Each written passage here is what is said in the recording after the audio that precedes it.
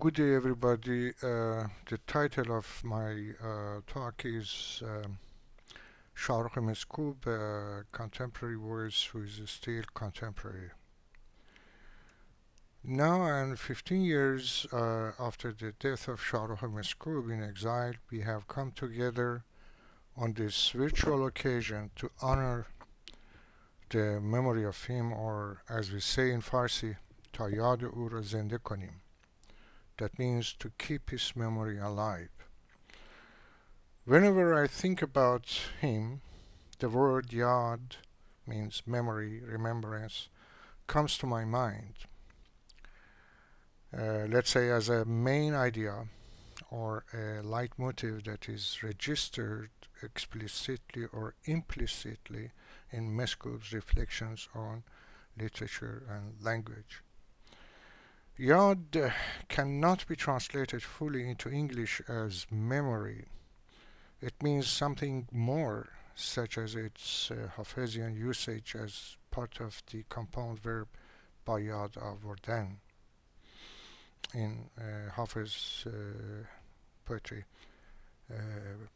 در نمازم خم ابروی تو با یاد آمد. I will emphasize on the notion of yad through what I attempt to do, portray Meskoob as a contemporary voice in Persian modern literary criticism, but more precisely as a contemporary voice who is still contemporary. How do we remember Meskoob now? He was not merely a voice amongst the others. What do we mean by contemporary? Who is contemporary with who? Was he contemporary simply because he lived till recently and died not long time ago in Paris? A broad lexical definition of the word implies such a meaning, existing or living during the same period of time, living now, modern, etc. We can remember Meskoob as a contemporary scholar, but I have to explain what kind of a scholar he was. He had no academic education, as we know, in literature, but studied law at Tehran University. One cannot brand his essays and monographs as those academic works that he himself has described humorously as true, fair, but useless. Was he a man of letters, adib, or a mythologist?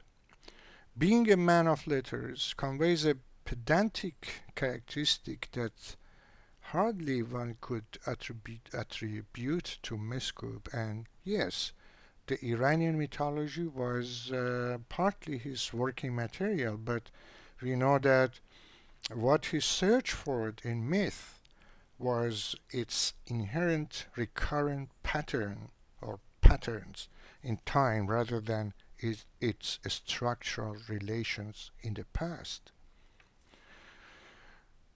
One can say that he was a literary thinker who thought about and in literature, whose written pieces show what I like to call or to name as the poeticality of analysis.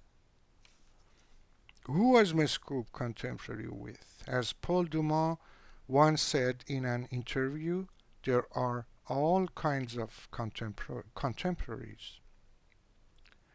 Explaining the concept of contemporary in the context of Iranian modern literature and culture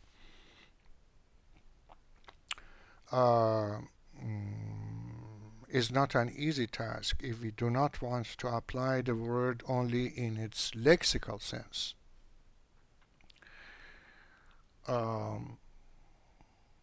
Further, does the contemporaneous mean novelty? Saying something new? Who can say something is new in literature? Who is contemporary with who? For more explanation, let me quote what Meskoob wrote in his diaries about the different treatment of a single word by two poets living at the same time quotation, the difference in perceptions of Nima and Bahar has made me mad. It has become a dilemma for me and made me sleepless.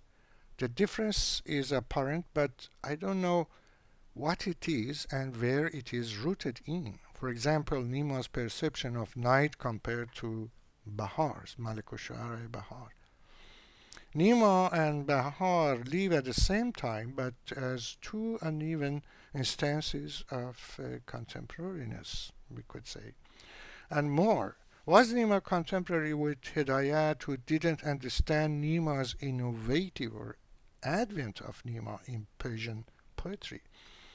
Was Fatemeh Sayyah, who lectured modern literature and introduced her student to European novels in Tehran University, contemporary with the modern historian and linguist Ahmad Kasravi, who believed novels are about a fictitious world and thus misleading? They all lived in the first half of the last century, and in the years after, who can say that Shafi'i Katkani has been contemporary with Royai? Does contemporary mean belonging to one's own time, to be the son of one's own time, as we say in Farsi? On the contrary, I try to explicate here the contemporary as a state of being out or against one's own time, untimely in Nietzsche's terms. Meskoob defines the contemporary as the ability for going beyond one's own time and synchronizing with the future. I paraphrased him. We can find another explanation for this sense of time in his comment on Hidayat as living in the same place but in two times. Thus, one can say that although irrelevant to each other, Hidayat was contemporary with Nima. Both were doomed to live in their time, but not tied to it. This atemporality is explained by Giorgio Agamben as a quotation singular relation with time that adheres to it through a disjunction and an anachronism.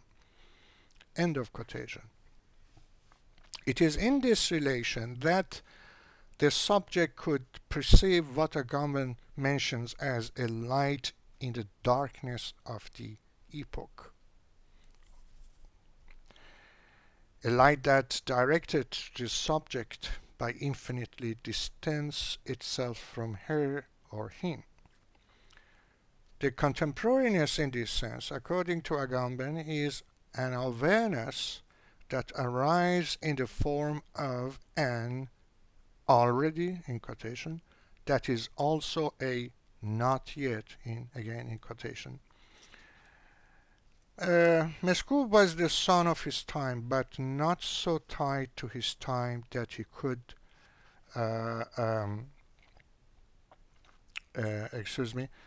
Meskoob was the son of his time, but not so tied to his time that he could not hold his gaze on the darkness at the heart of it. His untimeliness, his future that is our present now, is what I like to name as the contemporaneous that is still contemporary. To explain the contemporary that he was, or better to say that he still is, I try to take a quick look at his life and examine briefly his critical approaches, mainly in reading Shahnameh.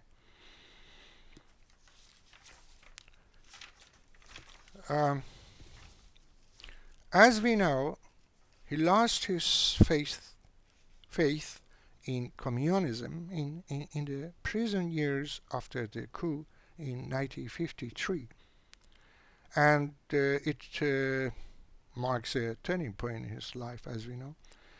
He had lost his faith in Islam already when he was a young student by reading Kasravi as it happened for many people of his generation. He lost his faith in communism, not only for the ideological and political issues, but for a very personal reason. He realized that the pretentious hypocrisy needed to be a pious member of the party, let's say Tudeh party, was something beyond his very individualistic ethic. Released from prison, he still believed in the idea of justice, but retained it along with truth and beauty as his principles in his personal life and his critical thought. In the post-coup years, in the winter of discontent and despair of his generation, he found literature as a space of hope and as an antidote for all those political and ideological presumptions that had poisoned his soul.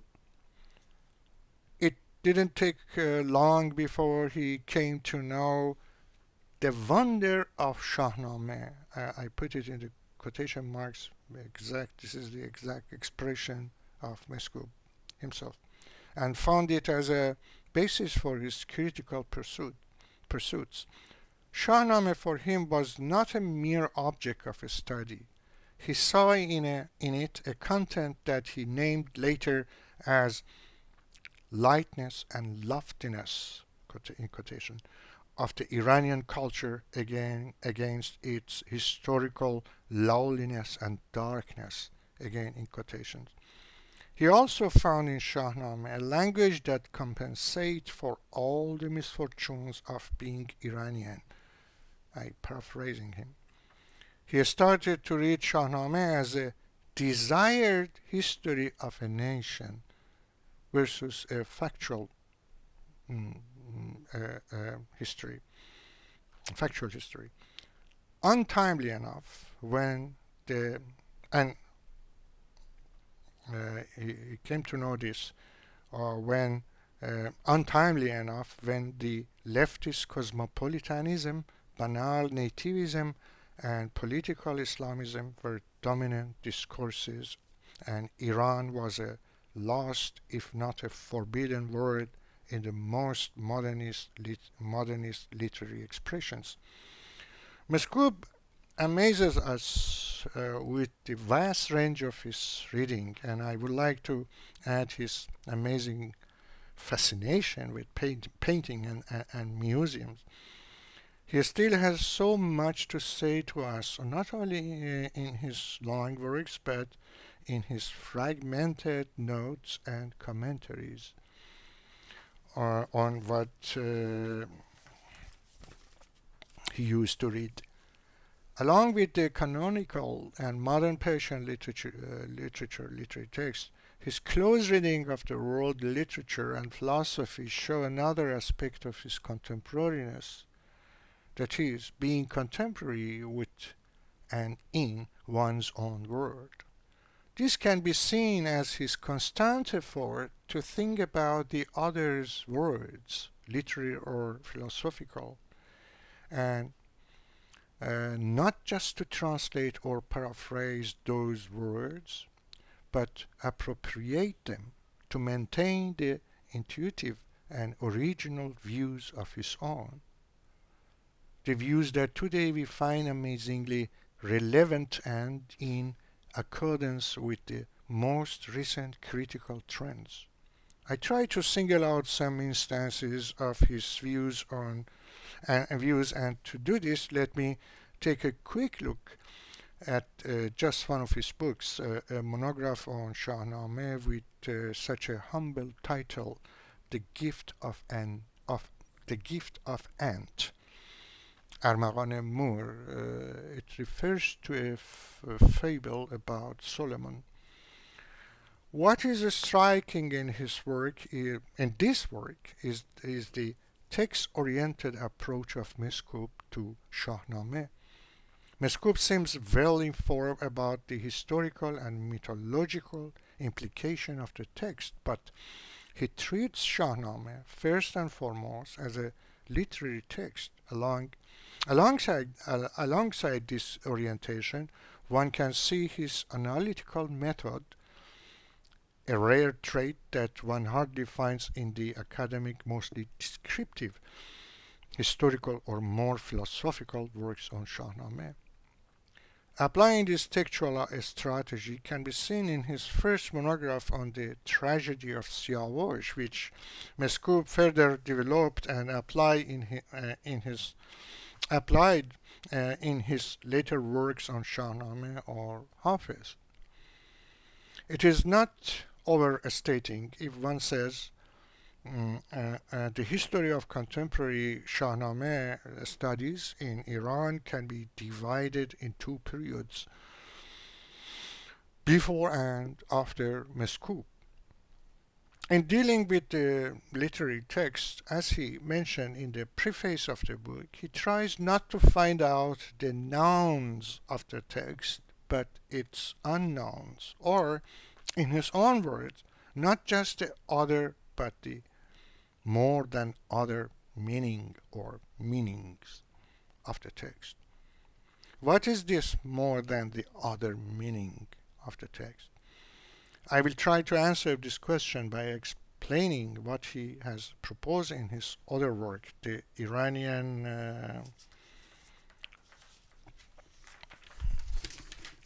identity and Persian language as yad zaban, a compound verb word consists of yad plus infix a plus again yad.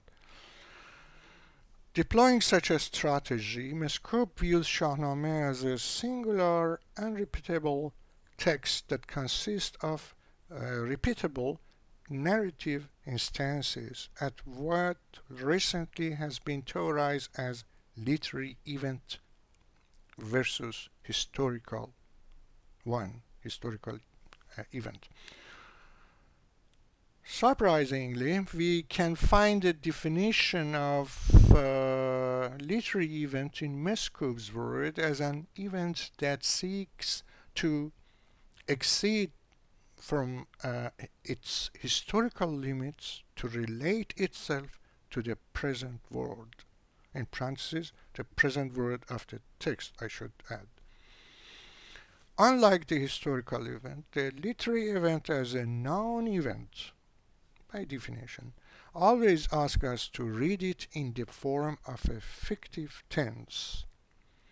Ungrammatically, let's say, in the form of a continuous future in the past tense. This is, of course, my definition. I would also, yes, and thus we can see what Meskoob means by naming Shahnameh as a desired history and not a factual one. I would also like to mention what he elaborated on concisely in his reading of Shahnameh as the relation of the written text with death.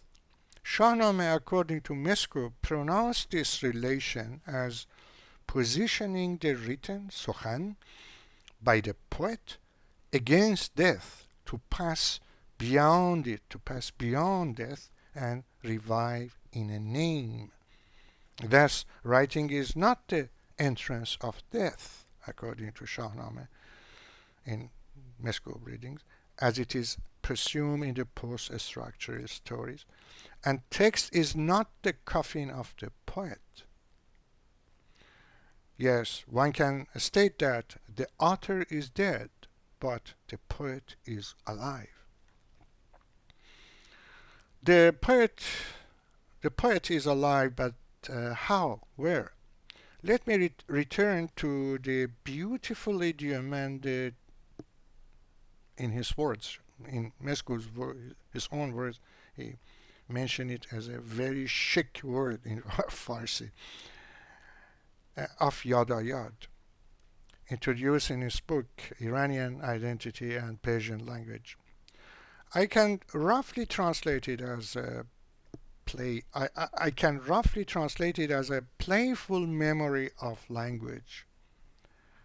In its compound form, by doubling the word yad, it conveys not only just memory as such, but a chain of associations that Meskoob described metaphorically as the chain of beloved hair already interwoven with language.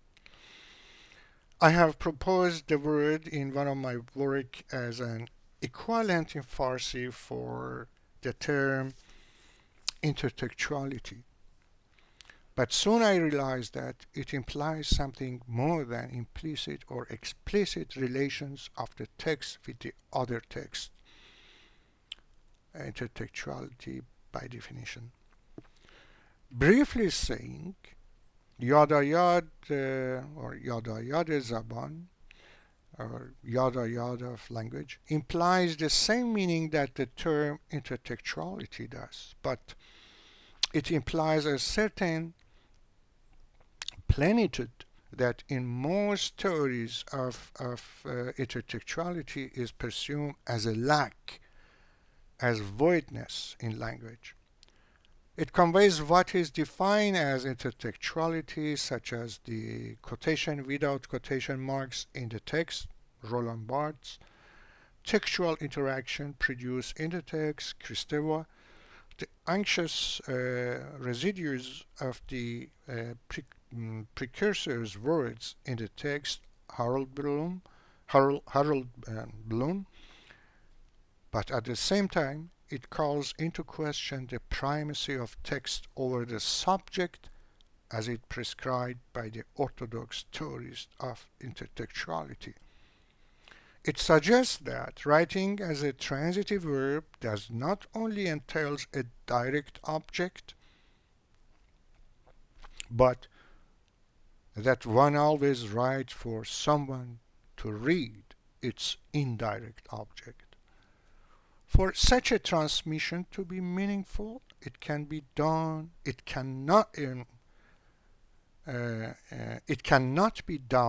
the void, that is, in a language without memory. The concept of yadayad as the interplay of memory in language can be seen as what makes language a property that is both private and public. Bachtin.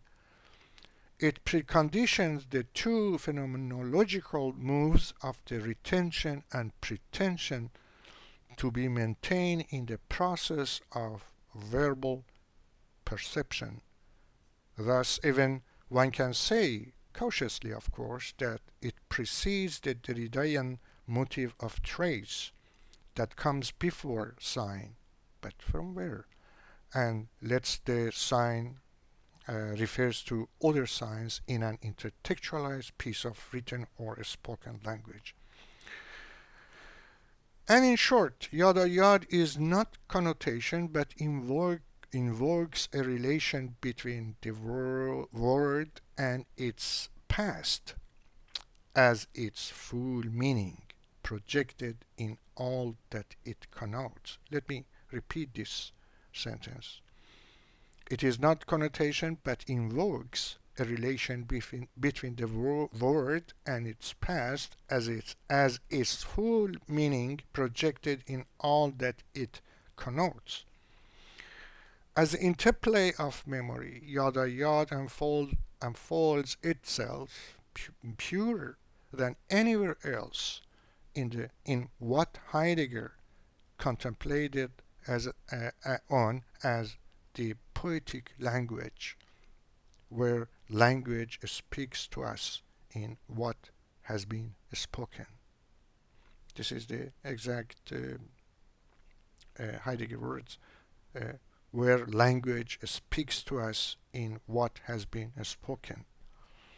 The main critical preoccupation of Meskoob, reflected significantly in his reading of Shahnameh and Hafez, was uncovering the memories of their language. His preoccupation to reveal the was revealing the memories of language of Shahnameh and Hafez and so on. So his own language as well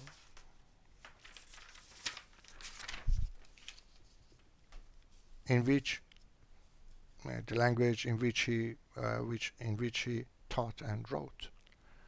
All that borrowing aren't Hannah Arendt words, all that had remained for him as an exile, his mother tongue, Farsi language.